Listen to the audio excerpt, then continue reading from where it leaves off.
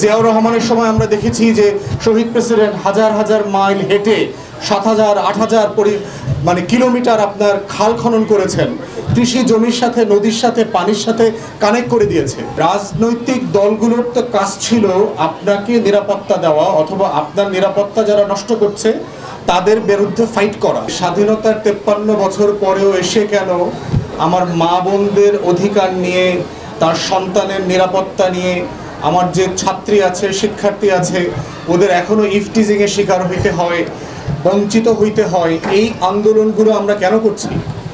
কদিন পরপরই আপনি দেখবেন যে এখানে একটা শিশু বাচ্চা ধর্ষিত হচ্ছে, এক বৃদ্ধা মা ধর্ষিত হচ্ছেন, এখানে সেখানে আপনার ছাত্রীদেরকে বেইজ্জতি করা হচ্ছে। তাহলে একটা প্রশ্ন হচ্ছে 53 বছর পরে আমরা কেমন একটা বাংলাদেশ বানালাম যেই বাংলাদেশটাতে 53 বছর পরে এসে আমার নাগরিকের নিরাপত্তা, আমার নারীর নিরাপত্তা, আমার ছাত্রীর নিরাপত্তা নিয়ে আমাদেরকে আওয়াজ তুলতে হচ্ছে।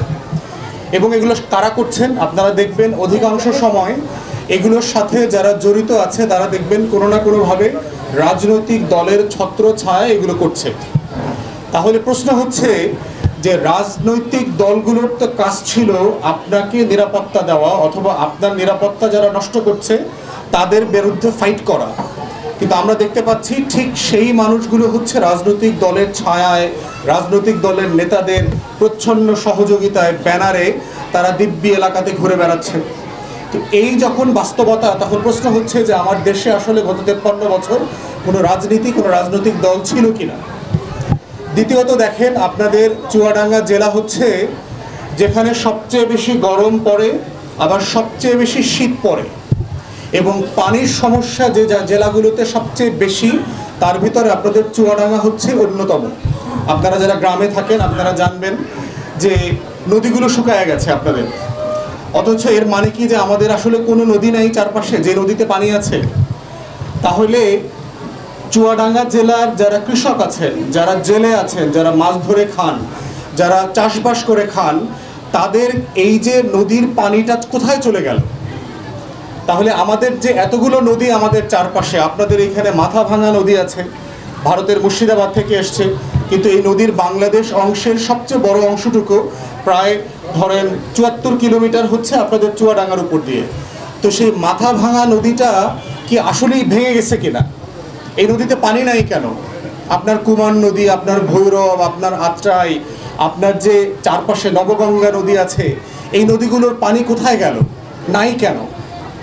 তাহলে আপনারা যারা আমাদের এই চুয়াডাঙ্গার বিভিন্ন গ্রামে বাস করেন, চাষবাস করেন, কৃষক পরিবারের সদস্য অথবা আপনাদের আত্মীয় স্বজনরা যারা আছেন তাদেরও ছোটোবেলার কথা জিজ্ঞেস করেন, তারা কিন্তু মাথা ভাঙা নদীতে আমাদের মা বোনরা গিয়ে থালাবাটি ধুইতেন, গোসল করতেন, কিন্তু সেই নদীগুলোতে এখন প্লাস্টিক, বর্জ্য, ময়লা আবর্জনা, এত খারাপ অবস্থা যে সেখানে গোসল করবার মতো কোনো অবস্থা নাই, সেখানে বর্জ্যের কারণে কোনো মাছ নাই।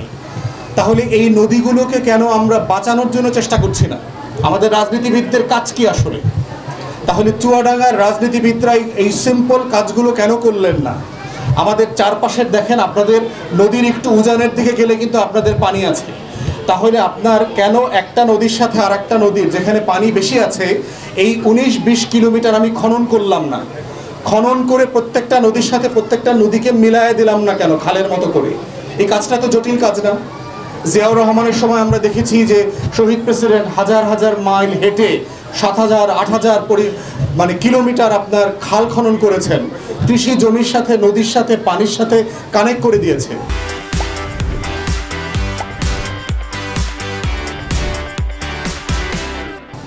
তাহলে আমরা বলবার চেষ্টা করছি যে তাহলে রাজনীতির আসলে কাজটা কোথায়? যেটা আমার কৃষকের কষ্ট, সেই কষ্টটা দূর করা হচ্ছে আমার রাজনীতি। যেটা আমার জেলের কষ্ট, সেই কষ্টটা দূর করা হচ্ছে আমার রাজনীতি। আমার চারপাশের প্রাণ, প্রকৃতি, পরিবেশ, আমার নদী, এটা বাঁচিয়ে রাখার যে আয়োজন, যে চেষ্টাটা, সেই চেষ্টাটার নাম হচ্ছে রাজনীতি। আপনাদের জীবনটাকে সহজ করবার কাজ হচ্ছে রাজনীতি। চুয়াডাঙ্গা একটা বড় ভারতীয় সীমান্ত অঞ্চল আছে আপনাদের সাথে। প্রায় দেখি আপনার বিএসএফ আমাদের নাগরিকদেরকে এখানে এসে অন্যায়ভাবে আপনার আহত করে, তার গরু ছাগল নিয়ে যায়, ধান কাটতে দেয় না এবং কখনো কখনো গুলি করে মানুষ মেরে ফেলে। তাহলে আমাদের সীমান্ত রক্ষীরা চুয়াডাঙ্গায় কী করছে? গত 16 বছর কি করেছে? তাহলে আমার গ্রাম, আমার চুয়াডাঙ্গার মানুষরা যারা সীমান্তে থাকেন তারা কি এই দেশের নাগরিক না? তারা কি 53 বছর পরেও এই নিরাপত্তা পেতে পারেন না? তাহলে আমার রাজনীতিবিদরা কি করছেন? কেন 53 বছরে আমাকে ডজন ডজন নাগরিকের জীবন হানি হয়েছে এই জেলাতে, এই জেলার সীমান্তে, কিন্তু আমাদের রাজনীতিবিদরা কিছু করলেন না, প্রতিবাদ করলেন না? তাহলে আমরা যখন বলছি যে আমরা একটা নতুন রাজনীতি করব, সেই রাজনীতিটার মানে হচ্ছে আপনার কষ্ট নিয়ে আমরা রাজনীতি করব, আপনার জীবনটা যেন আরামের হয়। আপনারা যারা গ্রামে থাকেন, বিভিন্ন জেলায় থাকেন, দেখবেন মা বোনদের বিভিন্ন সময়ে ডাক্তার দেখানোর জন্য যে কি কষ্ট করতে হয়। প্রসূতি মাকে আপনি উপজেলা স্বাস্থ্য কমপ্লেক্সে নিয়ে যাবেন, দেখবেন ডাক্তার নাই, নার্স নাই। পরীক্ষা করাবেন, টেস্ট করতে যাবেন, দেখবেন টেস্টের সেই মেশিনটা কাজ করতেছে না। আপনাকে দেখবেন ডাক্তার আর নার্স সরকারি চিকিৎসা না দিয়ে কানে কানে বলবে বাইরের একটা বেসরকারি হাসপাতালে যাওয়ার জন্য, ক্লিনিকে যাওয়ার জন্য। তখন আপনার কাছ থেকে আবার বেশি টাকা ওখানে ডায়াগনোসিসের নামে তারা আয় করবে, তারা কমিশন খাবে।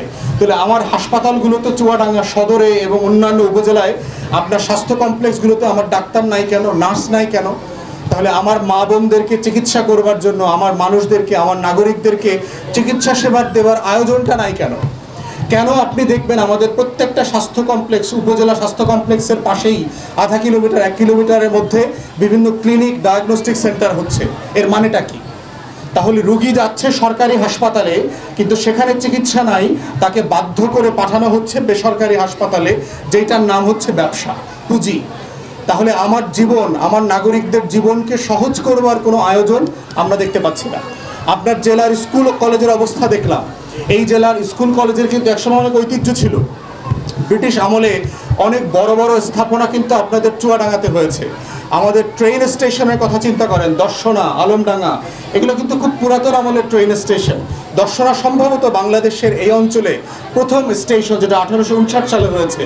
তাহলে সেই ট্রেন স্টেশনকে ঘিরে আমার পুরো জেলাতে ট্রেন লাইন তৈরি হইল না কেন? ঢাকা থেকে আসতে 230 কিলোমিটার কেন আমাকে 5 ঘন্টা 6 ঘন্টার ট্রেন জার্নি করতে হবে? আমরা যারা লম্বা সময় ইউরোপে ছিলাম, ব্যারিস্টার নোমান ছিলেন, রানাভাই গেছেন, আমরা এর থেকে অনেক দূরের জার্নি করে অন্য শহরে গিয়ে আপনার শুনানি করে আসতাম সকালের ট্রেনে। 300 কিলোমিটার বেগে সেই ট্রেন চলতো, 1 ঘন্টার জার্নিও না। ঢাকা থেকে চুয়াডাঙ্গা আসতে 1 ঘন্টাও লাগার কথা না। তাহলে সেই ট্রেনটা কেন আমার এখানে আসতে 6 ঘন্টা লাগে?